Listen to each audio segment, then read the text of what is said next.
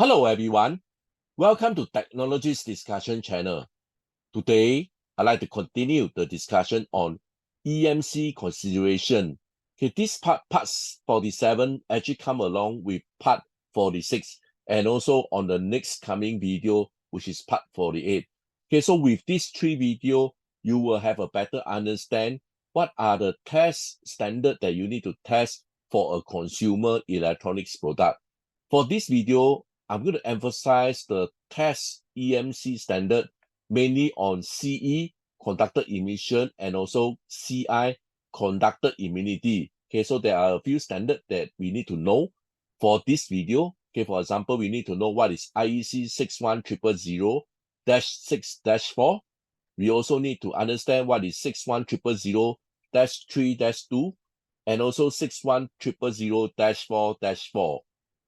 And last but not least, on this IEC will be 61000-4-5. We also need to understand, okay, basically the CISPR 11 and also 32, and also FCC Part 15 and also Part 18. Okay, basically these are all the tests that mainly focus on conductor emission and also conductor immunity. This will be the Part 47 series discussion on EMC consideration. If you're keen to know more about EMC, please take a look on the playlist under the description.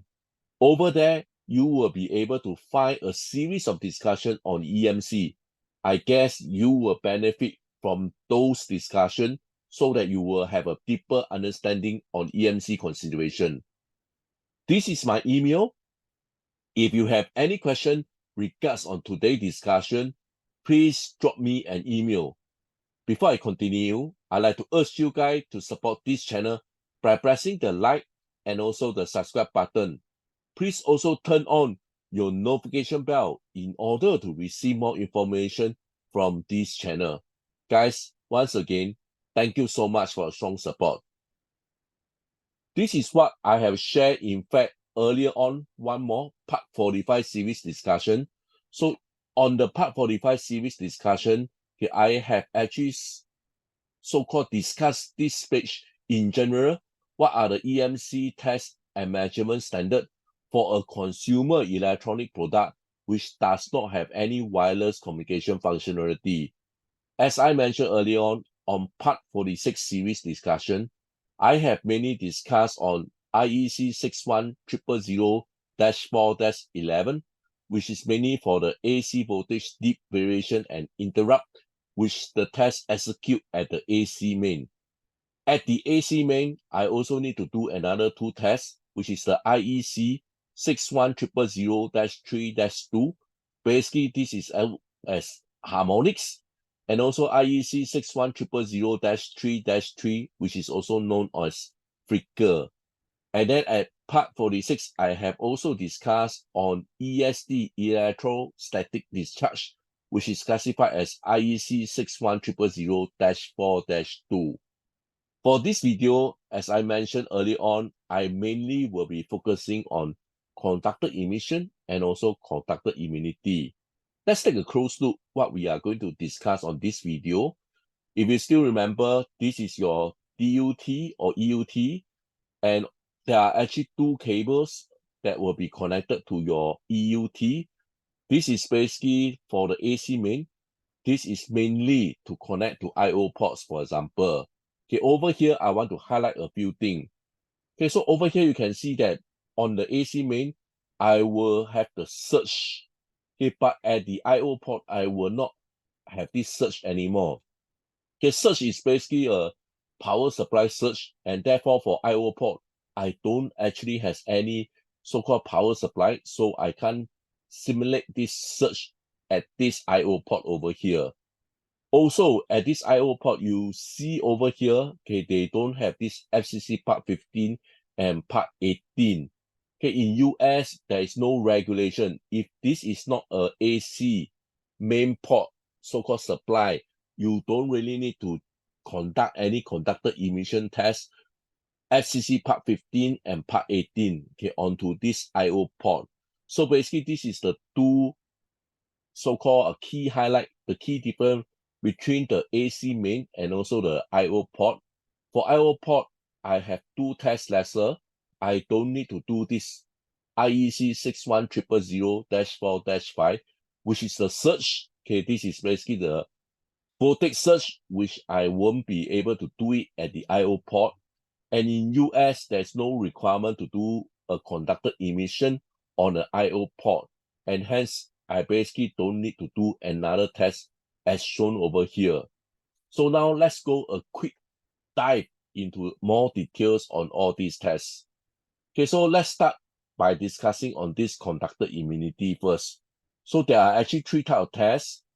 Okay, so let's start by discuss the IEC 61000-4-6.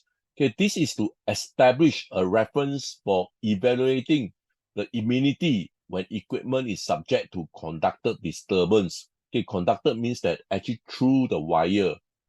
The source of the disturbance is an electromagnetic field coming from the intent RF transmitter that is directly fed or coupled to the cable connected to the equipment under test. Let me explain this. There are 2 ways to do this test. Okay, one way is you're going to break this AC main.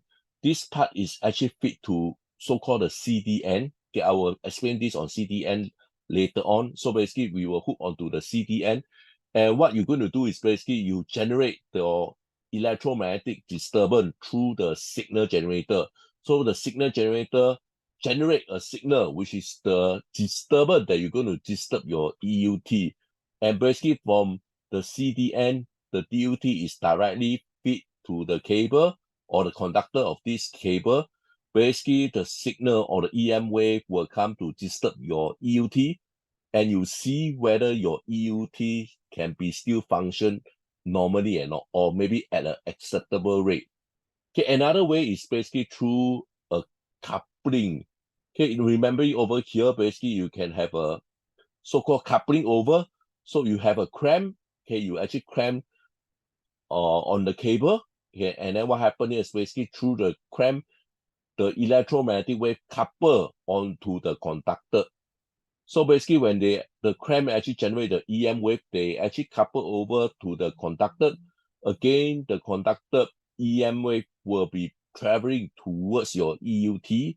And again, I'm going to take a look whether your EUT can still function with this kind of EM wave disturbance. So basically this described on 61000-4-6. Okay, so in the industry, you can either test either 3 volt or 10 volt. So basically these are the main tests for conductor immunity. Next, we have this IEC 61000-4-4. Okay, so this standard is actually known as burst or EFD. It's simply to establish a common, okay, and then we are able to reproduce this reference for evaluating the immunity of electrical and electronic equipment when subject to electrical fast transient or burst on either the supply, signal, control, and earth point. Okay, which means that we will test firstly at the supply, and then we will test it at the signal, and then we will test it at the control, and then last but not least onto the earth. Okay, which means that, for example, there are various so-called signal or various cables that link from the AC mains to the product under test, for example. Okay, and then what happened is basically we will put the disturbance, okay, which is the electrical fast transient, okay, to all the possible cables, the supply, the signal, the control, and the earth port. And again, we want to take a look on your EUT and see whether this can be still function normal or not. Okay, next, okay, let's go through the search. Okay, in an electrical installation, okay, destructive surge can appear on the power and data line, okay, which means that somehow there will be a surge either at the power and also the data line. Okay, at this particular case, we focus on the power first. Their source include abrupt load switch and fault in the power system, as well as induced lightning transient from an indirect lightning strike. Okay, so what happened is basically this surge can be eliminated like an indirect lightning strike. And again, from there, we want to see whether your EUT can still function or not. So basically, this will sum up the conductor immunity that will be performed onto the AC main port cable. Next, okay, we are going to focus on the conductor emission, okay, which means that how much emission that radiate out from the cable when you actually join it together with your EUT. There are again two types of standard, CISPR 11 and also FCC Part 15. CISPR 11 and or 32 is basically controlled by Europe, and FCC Part 15 and Part 18 is mainly controlled by US. Okay, let's take a look on the difference on this. The CISPR 11 is basically an international standard for electromagnetic emission, okay, for industry, scientific, and medical equipment, okay, used in the European Union. Okay, most of the current technology fall under either CISPR 11 or 32.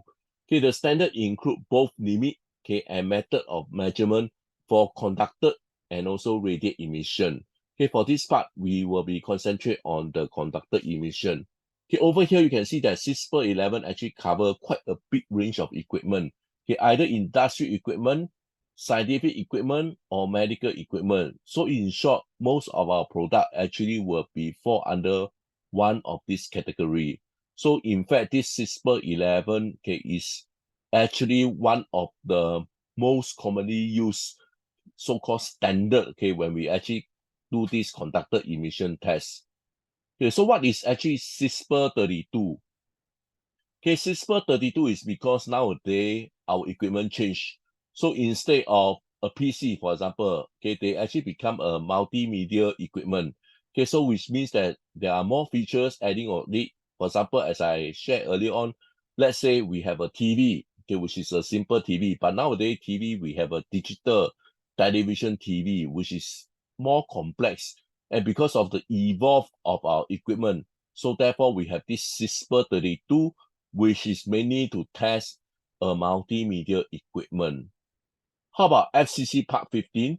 Okay, so this FCC Part 15 is actually a standard, okay, that is developed by American Federation Communication Commission, in short, FCC, okay, which regulate the amount of electromagnetic interference allowed from electronic device like computer, TV, laptop, telephone, and a wide range of low power transmitter.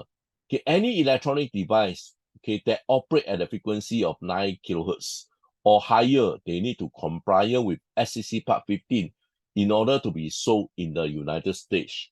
So for example, when you attribute a product, okay, as long as basically they operate at a frequency of 9 kilohertz or higher, okay, you are subject to test your product under FCC Part 15. Okay, FCC Part 15, as I mentioned earlier on, okay, mainly is from the US. Okay, so you need to ensure that you certified, okay, before you can start to sell this product in US. Okay, so this done a conclusion on the conductor emission. Next, let's move on. Okay, so next, again, I just want to concentrate on the conductor immunity. Okay, so these two standard, okay, which I have illustrated earlier on. So I don't think I want to read all these to you, but like what I mentioned earlier on, the key thing, conductor immunity that is different from the IO port versus the AC main. Basically, at the AC main, I still need to do an additional test, which is the surge. Okay, but over here you can see that I actually don't need to do the surge test. And next, okay, let's quickly go through the conductor emission. So for conductor emission, okay, Europe, okay, you still need to do your CISPR 11 or 32 on the IO port. But for America, FCC, okay, you don't need to do your FCC Part 15 and Part 18 anymore. So you mainly just need to do, if you want to sell your product in Europe, okay, so what you need to do is you still need to do a CISPR 11 and 32. But if this product is going to sell to US, then you don't need to do any conductor emission at the IO port. Okay, with this, let me quickly show you the final thing about this CISPR 11 and 32. Again, this I have illustrated earlier on, which I don't want to go through all this. Okay, so if you want, you can read through what I have discussed earlier on. And then last but not least, okay, I just want to show you the whole list of EMC test and measurement standard for a consumer electronic product. Okay, so basically these are all the tests. So on the part 46, I have discussed, the AC voltage dip variation and interrupt. I have also discussed about the harmonics and flicker. And at part 46, I also have discussed on ESD, electrostatic discharge. While at this video, which is the part 47 series, I mainly conduct on this conductor immunity, the burst, the surge, which form up the conductor immunity test. I have also discussed on conductor emission, which is using CISPR 11 or 32. If you use sell this product in US, then you need to test on FCC part 15 and also part 18.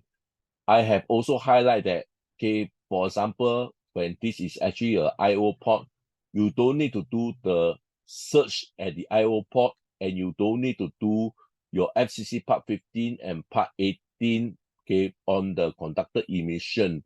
Okay, so basically with this, okay, I hope I have give you a better idea what are the tests that are required to do on conductor immunity and also conductor emission.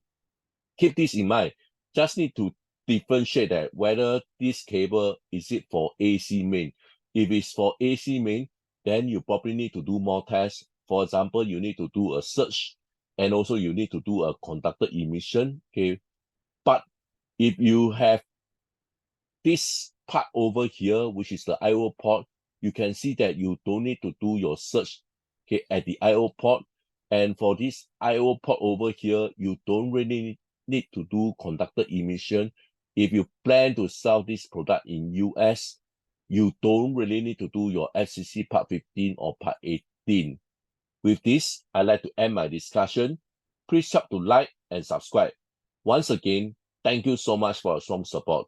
I hope to see you guys soon. Bye for now.